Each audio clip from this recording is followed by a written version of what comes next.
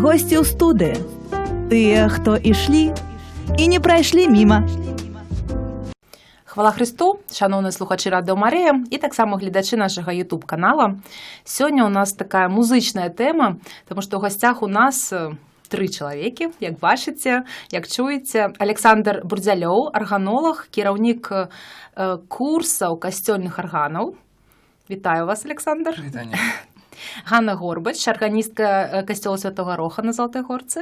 Вітаю вас, Ганна. І Калініка Медведєва, концертуюча органістка. Вітаю вас, Калініка. Добрый вечер. І сьогодні ми порозмовляємо про таку ініціативу цікаву, яка є у нашій Білорусі, про такі курси, про можливість, про школу для органістів, початківців, тих, які просто хочуть навчитися грати на органі, і які так розпочав менавіта Олександр. Олександр, розповідайте, калі ласка, увогуле, з чого все почалося, чому така ідэя з'явілася? І для каго яно? Гэта ідэя накіравана на касцёльных арганістаў. Для іх будзе прапанаваны 3-дзённы курс ведаў, якія ім будуць вельмі карысныя ў іх дзейнасці як касцёльных арганістаў. Ідэя гэтага курса з'явілася вельмі раптоўна. Мы правадзілі курс для акадэмічных арганістаў у Мядзведзічах, і ў гэты акадэмічны курс, які ішоў 3 тыдні назад, мы уставілі невялічкі блок, куды запрасілі касцёльных арганістаў. Гэты блок быў 3-гадзінны. Там было 3 гадзіны практыкума касцёльнай музыкі. І мы пабачылі вялікую цікаўнасць з боку касцёльных арганістаў да гэтага блоку і вырашылі зрабіць больш вялікі пашыраны курс, дзеля якога спецыяльна прыедзе настаўнік Даніэль Прайзнер з Кракава, каб ужо 3 дні непасрэдна вучыць касцёльных арганістаў. Каб не блытаць нашых слухачоў і гледачоў, размова будзе сёння весціся пра 2 такія курсы, которые ўжо адбыліся ў Мядзведзічах і которые яшчэ будуць пры канцы гэтага месяца. Вось зараз даведаемся пра нейкі вопыт, які пасля Мядзведзічаў у дзяўчат і у Александра таксама ёсць, і таксама пра тое, што будзе. Таму што і Калініка і Ганна удзельнічалі ў тым, што было ў Мядзведзічах, так, на гэтых курсах для арганістаў. Вось дзяўчаты, калі поділіться своим опытом, отчуваниями, что там было. Ну, я участвовала в 2, получается, курсах, да, то есть в курсах как органист концертный и в курсах в практикуме костёльных органистов. Вот, и мне посчастливилось, так сказать, вот за этих 3 часа, которые вот приехали с разных точек совершенно Беларуси, вот, понимаешь, что насколько отличается, допустим, Гродненская диецезия отличается от Минско-Могилёвской, от Витебской, от Пинской. И то есть все эти отличия, да, которые они существуют, это трудно.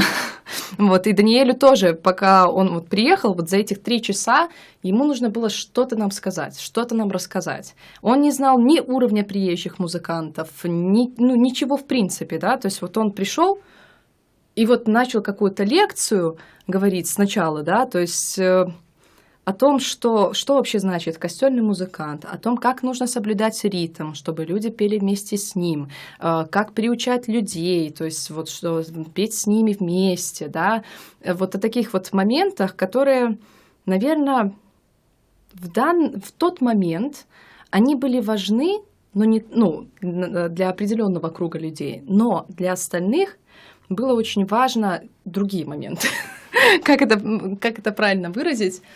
Наверное, очень много проблем пока что собралось. Вот. И, в принципе, то, что Александр сделал, это собрание, так сказать, органистов костёльных, спровоцировало, да, то есть провоцировало то, что вот это перерастет дальше в дальнейшие курсы, общение, в принципе, между костёльными органистами, поделиться там нотами какими-то, гармонизациями, да, опытом каким-то своим, потому что они все так очень активно за это взялись, и вот на обеде, к сожалению, вот на котором меня не было, но они очень сильно обсуждали то, что вот что нас ждет в будущем, как-то надо решать какого-то рода проблемы, вот, и как-то вот они вот подсобрались все, это было очень здорово, вот, но надеюсь, что и в следующий раз, то есть вот буквально там через 2 недельки, даже меньше, вот это принесет определенные плоды. Чакайце, ці правільна я чую, што гэта ўпершыню такое здарылася, што вось касцёльныя арганісты Беларусі неяк сустрэліся разам, абмяняліся вопытам, паслухалі чалавека з Польшчы больш такога абазнанага. Это Нет, сапраўды это так? вообще не впервые. Ну, для меня, например, это было впервые, потому что я играю всего лишь там 6 лет, да. А на самом деле эти курсы проводились. Вот, они проводились и в Браславе, и в Вінце есть музычная майстэрня, и были курсы костёльных органистов, костёльной музыки, скорее, да, которые проводил и наверняка будет еще проводить Владимир Васильевич Невдах. Мне, к сожалению, не довелось на них побывать. То есть я еще, наверное, была слишком маленькая, никак еще не была связана именно как костёльный органист. Вот, приходила просто в костёл петь, да, и не играла. И надеюсь тоже, что и в плане, что Владимир Васильевич тоже какие-то будет устраивать курсы. Но пока что вот радость в том, что, несмотря на то, что у нас что-то было, что-то есть и сейчас, и я уверена, что будет что-то в будущем. І что-то з'явілася. Я просто хотела вось удакладніць, у чым асаблівасць. Вось менавіта, Александр, можа, вы раскажаце, у чым ідэя, у чым адрозніваецца таго, што ўжо было? На жаль, я дакладна не ведаю, што было. Это я вас не просто... быў на тых курсах. Ну, у адрозненне можа ад названых курсаў у тым, што гэта скіравана толькі на арганістаў, толькі на людзей, якія граюць. Там, можа, былі больш пашыраныя для кіраўнікоў хораў, людзей, якія спяваюць у касцёлах. Так, а тут вось менавіта на практыкум, як сядзець за арганам і на ім граць на імшы. Вось такая накіраванасць вузкая. Вось такая навізна гэтага курса. Але вось у нас ёсць калініка, которая не з'яўляецца арганістам менавіта касцёльнымі, таксама там была, і я з гэтага магу зрабіць выснову, што не толькі касцёльныя арганісты, так, былі запрошаны? Да, основные мастер-классы были направлены на музыкантов-исполнителей.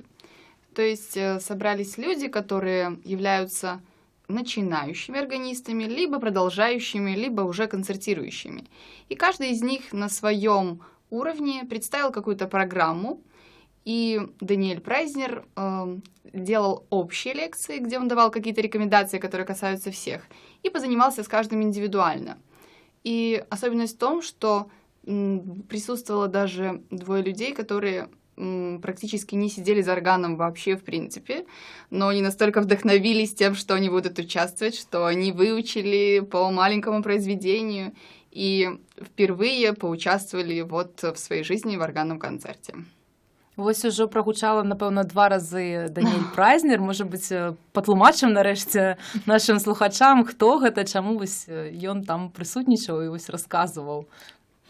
Даниэль Прайзнер, ён удзельнік арганнага фестывалю, які праходзіў у Пінску ў мінулым годзе. Ён тады ўпершыню прыехаў у Беларусі. Ён быў запрошаны ў якасці канцэртуючага арганіста. І вось у гэтым годзе, калі скончыўся вялікі рамонт аргану ў Мядзведзічах, то ўзнікла думка, што далей рабіць з гэтым арганам. Тут пандэмія, неяк вось усё культурнае жыццё згасла, і мы написали яму, запросили просто прыехаць. Ці не хоча ён просто прыехаць і зладзіць майстар-класы. І ён згадзіўся, ён вельмі лёгкі на пад'ём. І Даниэль Прайзнер, ён выпускнік Кракаўскай акадэміі музыкі, польскі канцэртуючы арганіст, лаўрэат міжнародных конкурсаў. Магістратуру ён скончыў у Амстэрдаме, а потым яшчэ напісаў доктарскую дысертацыю, ну, на наш лад гэта кандыдацкая дысертацыя, у Кракаўскай акадэміі музыкі. Таму ён, доктар мастацтва яшчэ. І акрамя акадэмічнай дзейнасці, ён яшчэ з'яўляецца галоўным арганістам у касцёле Анелі Салавы.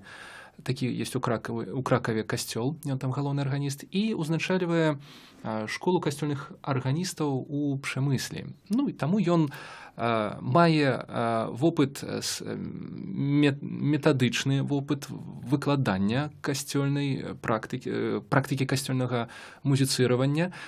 І ён выкладчык Кракаўскай акадэміі музыкі. Вось ён такая 2 асобы ў адным чалавеку. Таму ён можа выкладаць як акадэмічным арганістам, так і касцёльным арганістам, але галоўнае, што ён лёгкі на пад'ём і прыемны у ўзаемадзеянні чалавек. Вось. Чекайте, вы з ім не сябруеце, вось просто за таго, што ён такі лёгкі на пад'ём, узяў чалавек, пагадзіўся, прыехаў, ці ўсё ж такі, ну, неяк так пазнаёміліся, пасябравалі, вось кажа, ну ладно, прыеду. Ну, мы пазнаёміліся з ім толькі год назад, калі ён прыязджаў на канцэрт. Так, і гэта было мімалётна. Мімалётнае знаёмства, так. А так, у асноўным, гэта перапіска, падрыхтоўка да яго канцэрта. І вось ён проста прыехаў. І наколькі я пачула, што кожны з прысутных меў магчымасць з ім асабіста пазаймацца, так ці не? Так. Да. Так? І раскажыце свае вось ўражанні. Колькі часу гэта...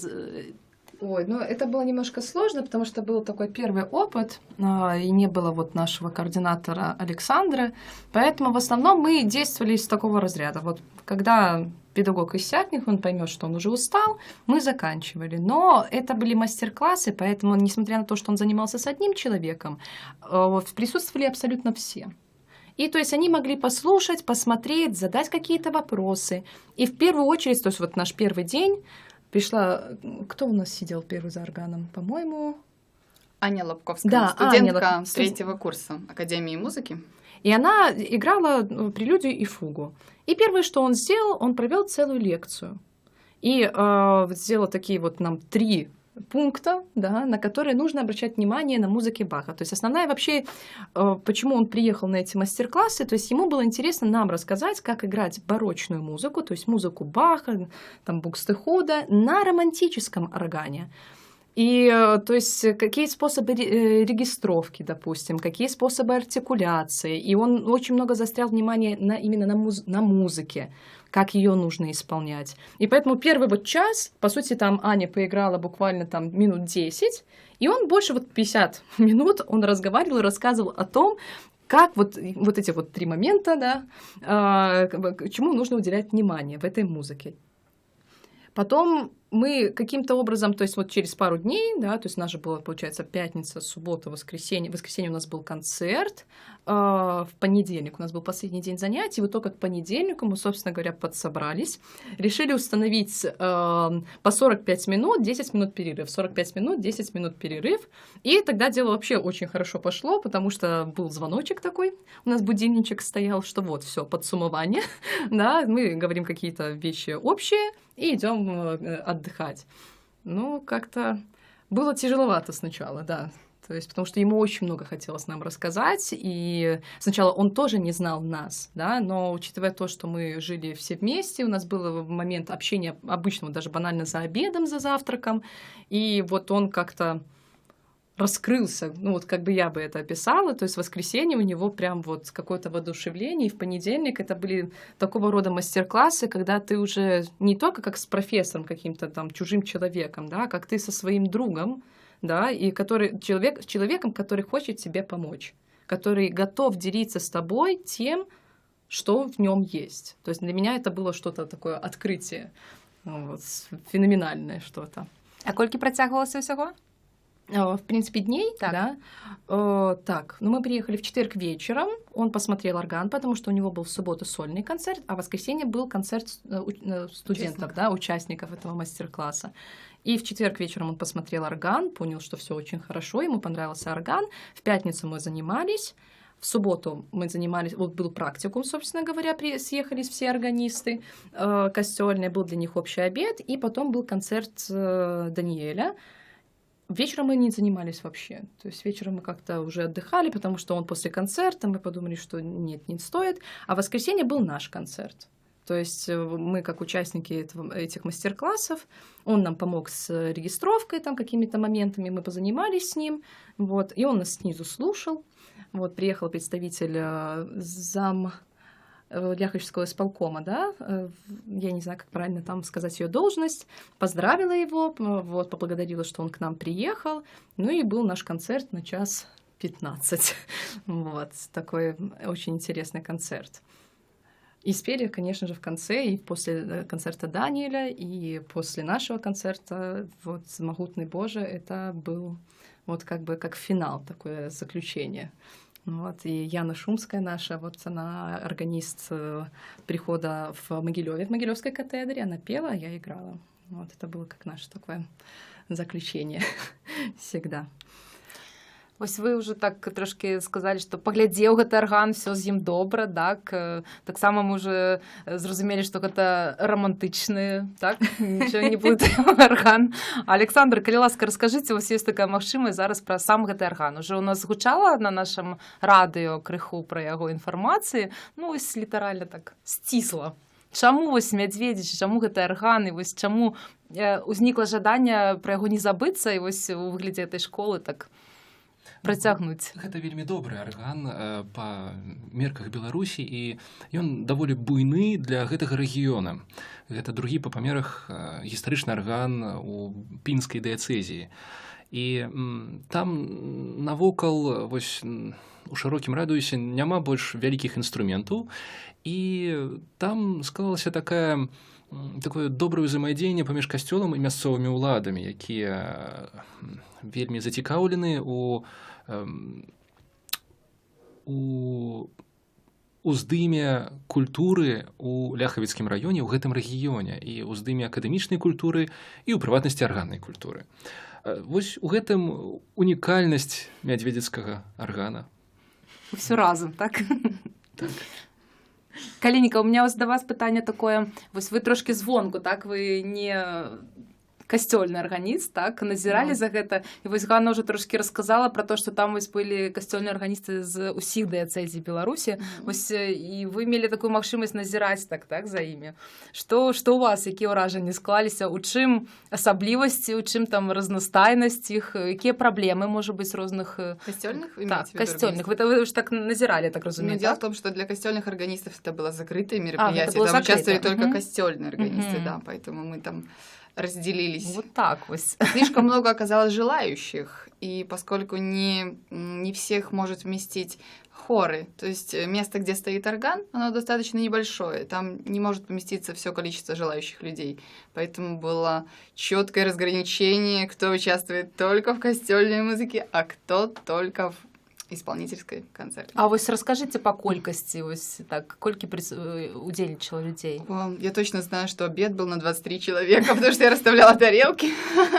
Это усіх, так? Это литургических, но тот, кто приехал именно на костёльную музыку. Да, а исполнителей было, мне кажется, около 10 человек. 10, может быть, немножко больше. Дело в том, что в разные дни приезжали еще разные люди, то есть не все могли приехать на один большой срок. Кто-то приезжал, кто-то уезжал, там постоянно происходило такое движение, поэтому как-то четко ограничить так не получается. А вам так само корыстно было? Конечно. Дело в том, что очень полезно всегда услышать мнение человека, который концертирует сам. То есть мы, большинство людей, которые учились здесь, в Беларуси, заканчивали Белорусскую академию музыки, и мы не имеем большого опыта общения с концертирующими органистами. То есть в Беларуси их не так много. Поэтому всегда очень ценно, когда приезжает человек с другой страны и рассказывает о каких-то принципах. Что-то для нас, конечно, уже известная информация, а что-то является новым. И ему самому было интересно, потому что он никогда белорусских музыкантов-то и не видел. Он говорит, мы, конечно, ориентируемся на россиян, там, вот, на американцев, там, на европейцев. Вот он закончил сам в Амстердаме магистратуру, то есть он знаком вот с европейской культурой, европейскими музыкантами. Поэтому говорит, вот, первый раз я вижу белорусов, и они мне нравятся. Ганна, тады вам то ж самае пытанне. Якія вось асаблівасці па рэгіёнам маглі пазначыць у... Ну, во-первых, это язык, собственно говоря, да, то есть он разговаривает на польском. Если мне, вот, например, приходилось переводить девчонкам, когда были сами эти курсы, да, не костёльных органистов, а именно мастер-классы концертных органистов, и я таким была синхропереводчиком, да, то есть он что-то говорит, я сразу же перевожу, потому что некоторые понимают, ничего сказать не могут, а некоторые вообще, то есть, ну, не знают вообще понятия о польском языке, и поэтому мне приходилось вот так вот. Это было очень тяжело, потому что бывали моменты, когда ты сам сидишь за инструментом, мало того, что ты должен что-то сыграть, так еще и перевести потом, что сказал Даниэль. То есть это было таким опытом очень интересным. По поводу, вот, собственно говоря, костёльных органистов, очень сильно влияет язык. да, потому что в основном в Гродненской, в Пинской превалируют польские службы. И это дает оттенок, да, то есть им было, кстати говоря, и выгодно, да, то есть с Даниэлем в этом плане общаться по поводу там ответов, допустим, там «Амен» и там «И с духом твоим», а для меня, например, как из Минска, да, то есть у нас только на белорусском, то есть для меня опыт польской имши это только у моих бабуль там в Волковыске, там в деревне, там где-нибудь, да, в Гродненской области, когда я просто там где-то услышал, когда маленькая была. Вот. И нот предостаточно. Вот. У нас есть сборники, но пока что мы будем надеюсь, что все у нас еще увеличится. Вот наши вот белорусскомовные сборники. Но, конечно, проблемы есть, они существуют. Но я думаю, что в ближайшее время уже и, в принципе, учитывая то, что что-то все разворачивается сейчас, да, то есть этот клубочек, он как раз-таки наконец-то, да, то есть вот поднялась эта проблема на поверхность, да, и вот сейчас она будет очень хорошо решаться. Я в этом 100% уверена. Вот. Проблема с нотами менавіта, так? С наявностью Ну, тека? скорее да, потому что очень много, понимаете, уровень органистов костёльных, он совершенно разный. Вот, например, я закончила Белорусскую государственную академию музыки, да, я профессиональный пианист-органист, да, и у меня есть знания гармонии, у меня есть знания банально, как играть на этом инструменте. А приходят люди, например, только музыкальную школу закончили, дай бог если. Да? Если колледж, так это вообще супер класс, да, то есть у них, значит, есть знание гармония. А так приходят люди, у них там ноты написаны, они, если у них хороший слух, по слуху там что-то подбирают, а по сути, как бы, ну только так, да, никаких знаний практических у них нету. И они приходят за этот инструмент, да, и что им делать, да, с ним? Ну, я лучше на аккордеоне там поиграю, допустим, да, то есть или там переходят потом на орган, да, то есть ну, с такого положения в такое положение. Но это на самом деле это очень большая проблема, потому что у нас, ну, учитывая то, что это костел, да, то есть не везде, не каждый приход себе может позволить профессионального органиста, да, вот, не везде он будет. И в деревнях в основном играют действительно такие вот люди, которые, ну, просто, как это, аматоры, да, то есть любители. И очень хорошо, вот я вот уже познакомилась вот на этих курсах с людьми, которые позаканчивали и колледжи, допустим, или музыкальные школы, но проводят такую активную деятельность в костелах своих, что прям ого-го, позавидуют, там многие приходы позавидуют. Поэтому, ну, эта проблема есть. То есть, поэтому для этого и созданы эти курсы, чтобы таким образом повышать их уровень. То есть от самых, ну, никто же не говорит, всегда эта разница будет уровней, да, но приближать их, чтобы они понимали, как это делать. Это самое главное, мне кажется. Я чула ад адной удзельніцы гэтых курсаў, што вось стварылі таксама вайбер-суполкі, которые таксама дапамагаюць, так, вось людзям, которые, ну, не маюць, напрыклад, доступа да нот, гэта правда? Так Да. І я, а можна кому-нибудь здесь... яшчэ ўступіць вось у гэтай групы, хто не ўдзельнічаў, ці толькі для тых, Ну, хто там удзельнічаў? нет, как раз-таки в этой группе в Вайбере там не только те, кто участвовал в этих курсах, то есть там действительно очень много людей, и я туда тоже добавилась, вот, потому что это нужная вещь. То есть, когда органисты костёльные имеют между собой контакт. Потому что у меня, например, связь с немногими приходами, это в основном с теми, в которых работают, там, например, мои сестры-доминиканки, которые служат при нашем костёле. Ну, вот, у меня вот связь с Бобруйском, сестра Мария мне звонит, вот, Аня, нужны такие-то ноты. И я, например, звоню сестре Марии, сестра Мария, мне нужны ноты. То есть это уже будет не на таком уровне, то есть это будет, ну, есть связь, да, и как бы вот, таким образом распространяется. Но тоже там стараются пресекать какую-то самодеятельность, да, а стараются присылать, если ноты присылать, то это уже затверженные нашими вот высшими там, да, чтобы это были ноты изданные. То есть такого ничего у нас уже нету. То есть, ну, как бы там самодеятельности.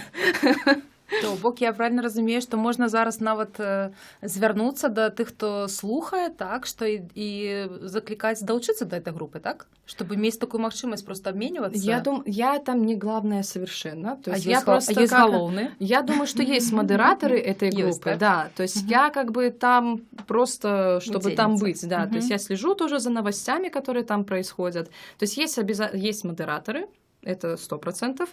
Которые, собственно говоря, и принимают решение, принимать в эту группу или не принимать. У меня вообще был случай, что, ну, как бы меня добавили, а потом удалили, я такая, что происходит? И я написала, собственно, модератору, говорю, мне тоже это интересно, вот, как бы, интересно общаться, иметь связь именно с органистами костёльными. То есть для меня это я считаю, что это еще вот тоже, да, на ступеньку выше мы выходим, наши костюльные органисты, что они имеют теперь еще и связь в Вайбере, да, несмотря на то, что это Вайбер просто. Александр, вы калі придумали эту ідэю, вы увогуле ў курсах былі, што гэта так актуальна? Так, гэта, я бачу актуальнасць гэтай праблемы, калі я рабіў экспедыцыю па апісанні ўсіх арганаў Беларусі. Я размаўляў з арганістамі, і мы абмяркоўвалі там музыку, арган, і я пабачыў, што гэта вельмі актуальная задача аб'яднаць, стварыць супольнасць арганістаў і ім неяк вучыцца музыцы, як граць на аргане, да, як граць падчас імшы, і што гэта даўняя праблема, і я вельмі рады, што я спрычыніўся да нейкага яе вырашэння, калі гэта будзе яе вырашэнне. І сапраўды вось такі ажыятаж, так шмат людзей, што вось трэба нават каго там адсарціраваць, хто там нават хацеў, это сапраўды так? Не, мы не сарціруем, гэта было толькі ў Мядзведзічах, там на хорах змяшалася не так шмат людзей, і гэта было рашэнне, якое мы прынялі з пробашчам касцёла, вось колькі мы чалавек тут можам пасадзіць, мы самі прайшліся і прамерылі хоры, вось колькі тут чалавек улезе, і проста па часе тых, хто пазней звярнуўся, тым мы адмовілі, але запрасілі ўжо ў Баранавічы на гэты курс, які будзе праз паўтара тыдня. Вось давайте ўжо тады на Баранавіч пераключымся. Я так разумею, што там абмежаванняў асабліва не будзе, так, па колькасці? Так, там не будзе абмежаванняў. Гэта ідэя стварыць больш вялікі курс, яна знайшла падтрымку абсалютна ва ўсіх, ад каго гэта залежала. Адразу, як гэта сказаць, можа, ці пробаш, ці галоўны ў гэтым вось комплексе ў Баранавічах брат Карнелій, які ўзначальвае гэты комплекс вербістаў. Калі мы прыехалі да яго размаўляць, ён адразу падтрымаў ідэю, ён сказаў, што гэта вельмі актуальна, і яны самі хацелі даўно зладзіць нейкія курсы касцёльных арганістаў, і, канешне, ён толькі за. Мы знайшлі падтрымку ў курыі пінскай дыяцэзіі, нават не проста падтрымку і благаслаўленне на гэтыя курсы, а нават курыя возьме на сябе функцыю перавесці электронны арган з пінскай семінарыі ў Баранавічы, у гэты комплекс кляштара вербіста, бо там няма электроннага аргана, на якім можна весці. Вось менавіта для курса перавязуць нават арган. Яго паставяць у вялікай аўдыторыі. Аўдыторыя там можа чалавек на 50. Аўдыторыя імя слугі Божага Зыгмунта Лазінскага. І, безумоўна, у Даніэля Прайзнера таксама гэта знайшло падтрымку, ён гатовы прыехаць і вучыць людзей. І я падумаў, што было б добра, каб нехта яшчэ мясцовы ўзяў удзел у выкладанні нейкага блоку ў гэтай школе. Ну, гэта будзе і некая такая гарантыя, бо, можа, Даніэля не пусцяць у нашу краіну, да, такога нельга выключаць, таму гэты чалавек зможа нешта далей выкладаць людзям, якія збяруцца. І, на мой погляд, такім чалавекам з'яўляецца ксёндз Павал Ядроіц, з якім я таксама пазнаёміўся падчас экспедыцыі. Ён мяне ўразіў тым, што ён з'яўляецца спецыялістам па грыгарыянскаму харалу. Ён выкладае грыгарыянскі харал у вышэйшай духоўнай семінарыі ў Гродні. Ён магістр музыкалогіі. І я вельмі хацеў бы, каб вось арганісты больш шчыльна пазнаёміліся з такім феноменам, як грыгарыянскі харал, бо гэта сапраўды вялікая глыба ў культуры, у еўрапейскай культуры. Грыгарыянскі харал — гэта ДНК як касцёльнай музыкі, так і еўрапейскай, усёй еўрапейскай акадэмічнай музыкі. Бо грыгарыянскія харалы мы сустракаем абсалютна ва ўсіх творах акадэмічнага музычнага мастацтва Еўропы. Ну, барока гэта зразумела, але і ў рамантыцы, і ў музыцы 20-га стагоддзя усюды мы можам пабачыць гэтае ДНК грыгарыянскага харала. І мне падаецца, што адкрыццё нашага курса вялікім блокам практыкума па грыгарыянскім харале — гэта правільны накірунак пабудовы такой школы касцёльных арганістаў. Акрамя гэтага, ксёндз Павал Ядроіц раскажа вельмі цікавую невялічкую тэму, яна будзе прысвечана яго магістарскай дысертацыі. гэта этнамузыкалогія ў касцёльнай музыцы. Касцёльныя спевы праз погляд этнамузыкалогіі. Справа ў тым, што ў касцёлах мы можам пабачыць, як мясцовыя спевы пранікаюць у імшу, да, у вольнай часткі імшы, і вось у розных рэгіёнах людзі спяваюць розныя спевы. І ксёндз Павел Гідровіч вывучаў гэта і нешта такое прачытае людзям, якія запішуцца на курс, а на курс яшчэ можна запісацца, бо там вельмі шмат месцаў. Ну, а потым Даніэль Прайзнер прапануе два вялікіх блока ўжо па літургічнай музыцы, па арганнай музыцы, і там вельмі шмат пытанняў будзе закранута, і тым, каму цікава, я раю паглядзець артыкул, які выйшаў на Католік Бай 3 верасня з анонсам гэтага курса. Там падрабязна пералічаны тэмы, якія будуць разглядацца ў гэтай школе. Мы запрашаем запісвацца ў школу, бо месца ў гэтым комплексе шмат, аўдыторыя вялікая, і запрашаем далучыцца да супольнасці касцёльных арганістаў.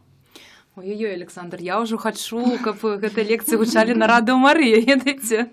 Это вельмі цікава. І удакладняю, гэта толькі для касцёльных арганістаў. Вы думаеце, вось назбіраць 50 чалавек толькі касцёльных ці вось як трошкі пашыраным складам? Мы не ставім мэту назбіраць колькі так. Там людзей. Зараз запісалася 18 чалавек. Ужо курс састаіцца. Да, але гэта вось толькі вузка касцёльныя арганісты, так? Ну, можа, каму яшчэ будзе цікава, ну, можна будзе разглядзець удзел гэтых людзей. Так? Ну, я нават не задаваўся такім пытаннем яшчэ. Калініка, вы збіраецеся туды? Нет. Не стали касцёльным органистом, недостатково зацікавились. Нет, у меня на самом деле просто занятость уже в эти выходные, так что не получится. Мне, конечно, очень интересно, такая реклама, ну такая реклама. Это не реклама, это сапраўды цікава. Калініка будзе граць сольны канцэрт у Пінску на гістарычным аргане. У гэтыя выходныя паралельна таму яна будзе занята у другім мерапрыемстве. Там у Пінску серыя канцэртаў арганнай музыкі, 6 канцэртаў запар кожную нядзелю. Таксама запрашаем аматараў арганнай акадэмічнай музыкі з Пінска. В Беларусі просто арганныя мерапрыемствы перамяжоўваюцца ўжо. Невозможно попасть на два одновременно. Кто бы мог подумать. Ханна, вы збираетесь? На костюме? Да, да, конечно, да. Вот я очень хочу узнать. Но у меня, к сожалению, ввиду работы не получится попасть на лекцию ксенза Павла. Вот, поэтому я приеду к Даниэлю вот, узнавать, как нужно гармонизовать все, какие-то такие вот моменты практические будут затронуты там, и я уверена, что мне это тоже будет полезно. Потому что только на опыте, на своем собственном это происходило, и я очень рада, что приедет человек, который знает намного больше, чем я. Вот. Ну, не с позиции, ну, как бы, как профессионального музыканта, да, то есть, а он все-таки еще и костюльный музыкант.